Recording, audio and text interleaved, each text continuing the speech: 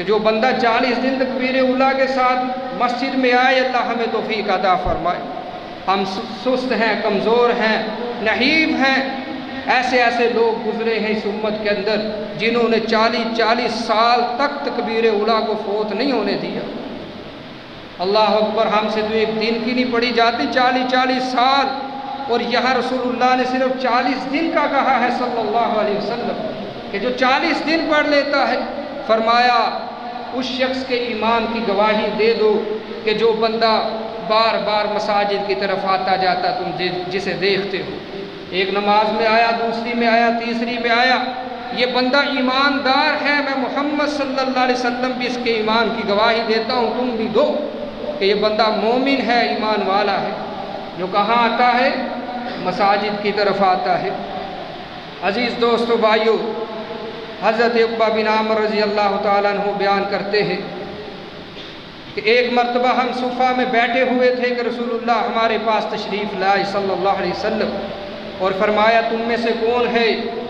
جو یہ پسند کرتا ہے کہ وہ ہر روز صبح سویرے وادی بطحا میں جائے یا وادی عقیق میں جائے، پھر وہاں سے 2 موٹی تازی اونٹنیاں لے کر کے آئے،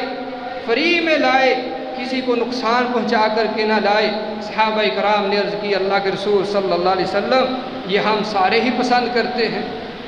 اونٹ اس وقت کا اونٹ، آج کی لینڈ کروزر تھی، کون ہے کہ جو ناپسند کرتا ہو اس کو؟ فرمایا اللہ کے رسول صلی اللہ علیہ وسلم سارے ہی پسند فرماتے ہیں۔ تو آپ نے فرمایا کیا پھر میں تم سے کوئی شخص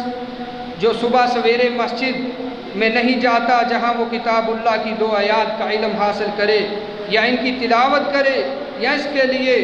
2 اونٹنیوں سے یہ بہتر ہے کہ یعنی جو مسجد میں گیا صبح کو اور جا کر کے صرف 2 آیتیں یاد کرتا ہے، 2 آیتیں پڑھتا ہے، 2 آیتوں کی تعلیم حاصل کرتا ہے، گویا کہ اس نے 2 اونٹنیاں جو ہیں اپنے آپ کو اس کا مالک بنا لیا ہے۔ یہ معمولی چیز نہیں ہے، اس وقت چلتے ہی اونٹ تھے، آج کا دور ہوتا تو اللہ کے رسول فرما دیتے صلی اللہ علیہ وسلم کہ یہ 2 لینڈ کروزروں سے بہتر ہے، یہ 2 V8 سے بہتر ہے، BMW سے بہتر ہے، تو پھر شاید ہماری کوئی چاہت بڑھتی۔ اونٹ ہمارا کوئی تعلق شاید نہیں ہے، اس لیے ہمیں یہ چاہت نہیں ہوتی۔ بہرحال فرمایا جو 3 آیتیں سیکھے گا اللہ اس کو 3 کا مالک بنا دے گا، جو 4 سیکھے گا 4 کا مالک بنا دے گا۔ اور یہ یہاں ہو بھی سکتا ہے کہ اسی دنیا کے اندر اللہ ریئل طور پر، حقیقی طور پر جو ہے اللہ اس کو مالک بنا دے۔ کتنے ایسے ہمارے علماء ہیں، فضلاء ہیں کہ جن کو اللہ نے بڑا بڑا مال عطا فرما دیا ہے، ان احادیث کے اوپر انہوں نے عمل کیا ہے، تو یقیناً اللہ کے حبیب علیہ الصلاۃ والسلام کا ہر بتایا ہوا نسخہ جو ہے وہ ہمارے لیے بڑی اہمیت رکھتا ہے اگر ہم سوچیں سمجھیں اور اس کے تصور کو پہنچ سکتے ہوں۔ عزیز دوستو بھائیو، اسی طرح رسول اللہ صلی اللہ علیہ وسلم نے فرمایا جو لوگ اللہ کے گھروں میں سے کسی گھر میں جمع ہو کر کتاب اللہ کی تلاوت کرتے ہیں اور آپس میں ایک دوسرے کو اس کی تعلیم دیتے ہیں تو ان پر سکون قلب نازل ہوتا ہے، رحمت باری تعالیٰ انہیں اپنی آغوش میں لے لیتی ہے۔ وحفتہم الملائکہ وغشیتہم الرحمہ، فرشتے اپنے پروں کے اندر ایسے لوگوں کو ڈھانپ لیتے ہیں،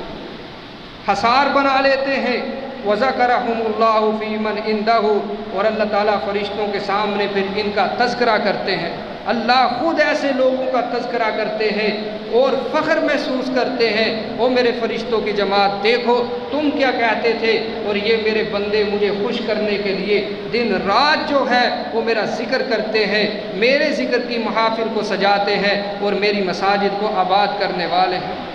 تو عزیز دوستو بھائیو، آخری حدیث اور بات کو ختم کرتا ہوں۔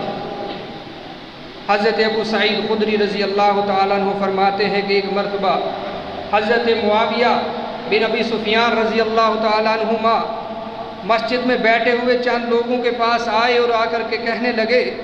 تم یہاں کیوں بیٹھے ہوئے ہو؟ انہوں نے کہا جلسنا نذکر اللہ، ہم اللہ کے ذکر کے لیے بیٹھے ہیں۔ حضرت معاویہ نے کہا اللہ کی قسم تم صرف اسی لیے بیٹھے ہو، واقعی اسی لیے بیٹھے ہو؟ انہوں نے کہا جی اللہ کی قسم ہم صرف اللہ کے ذکر کے لیے بیٹھے ہیں۔ حضرت معاویہ نے کہا خبردار میں نے تم سے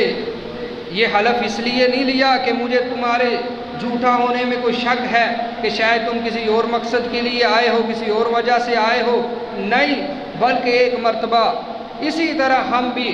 مسجد کے اندر بیٹھے ہوئے تھے، رسول اللہ صلی اللہ علیہ وسلم نے ہمیں مسجد کے اندر بیٹھے ہوئے دیکھا تو آپ نے پوچھا تھا کیوں بیٹھے ہو؟ ہم نے بھی کہا تھا جلسنا نذکر اللہ ونحمدہ علی ما ہدانا للاسلام ومن بہ علینا، ہم اللہ کا شکریہ ادا کرنے کے لیے بیٹھے ہیں جس نے ہمیں ہدایت اسلام سے مستفیض کیا، سرفراز کیا ہے، اور اس کا ذکر کرنے کے لیے بیٹھے ہیں۔ پھر اللہ رب العالمین کے نبی صلی اللہ علیہ وسلم نے فرمایا اللہ کی قسم تم صرف اسی لیے ہی بیٹھے ہو نا؟ انہوں نے کہا ہاں اللہ کی قسم ہم اسی لیے بیٹھے ہیں۔ تو آپ نے فرمایا یاد رکھنا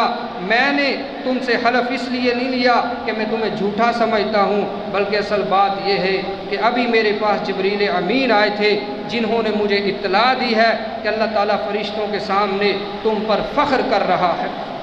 کہ جو اللہ کا ذکر لگا کر کے بیٹھے ہیں، اللہ آسمان کے اوپر تمہارے لیے فخر کر رہے ہیں کہ مجھے اپنے ان بندوں کے اوپر فخر ہے جو ذکر الہی کے لیے مشغول بیٹھے ہیں، اللہ کا قرآن سن رہے ہیں، اللہ کے گھر کو آباد کر رہے ہیں۔ تو عزیز دوستو، بھائیوں، بزرگوں، آئیے ہمیں چاہیے کہ ہم اللہ کے گھروں کے ساتھ محبت کریں، پیار کریں اور دل لگائیں، ہمارے بچے جو ہیں وہ مسجدوں کے ساتھ محبت کرنے والے ہوں، ہم خود اللہ کے گھروں کو آباد کرنے والے بن جائیں۔ انشاءاللہ العزیز کل قیامت کا دن ہوگا، اللہ رب العالمین ہمارا شمار انہی میں فرمائے گا جن کے بارے میں اللہ نے فرمایا انما یعمر مساجد اللہ من آمن باللہ والیوم الآخر، کہ اللہ کے گھروں کو آباد کرنے والا کون ہے؟ جو آخرت کے دن پر ایمان رکھتا ہے، اللہ پر ایمان رکھتا ہے۔ اور جب مساجد بنوائی گئی سب سے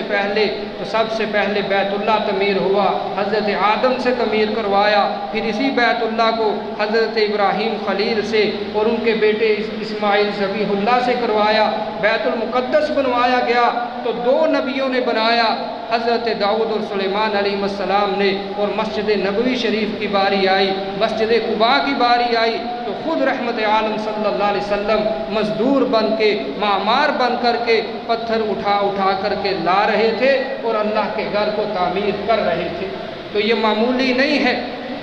وہ اسی کے ساتھ ہوگا کل قیامت کو جو جس کے ساتھ محبت کرتا تھا، جیسے وہ کام کیا کرتا تھا ویسے ہی کام کیا کرتا تھا۔ تو مع النبیین والصدیقین والشہداء والصالحین، مساجد کو تعمیر کرنا، عبادت کرنا، آباد کاری میں حصہ لینا یہ اللہ کے نبیوں کا کام ہے۔ تو انشاءاللہ العزیز جو ایسا کرے گا کل قیامت کے دن انبیاء کی صف میں انشاءاللہ کھڑا ہوگا، اللہ ان کا آسان نصیب کرے گا۔ اللہ سے دعا ہے اللہ رب العالمین ہم سے اپنے دین کا بہت زیادہ کام لے اور مساجد کو آباد کرنے کی فکر اللہ ہمارے قلب و جگر کے اندر بہت زیادہ بڑھا دے، توفیق عطا فرمائے۔ وأقول قولي هذا واستغفر الله لي ولكم ولسائر المسلمين والمسلمات۔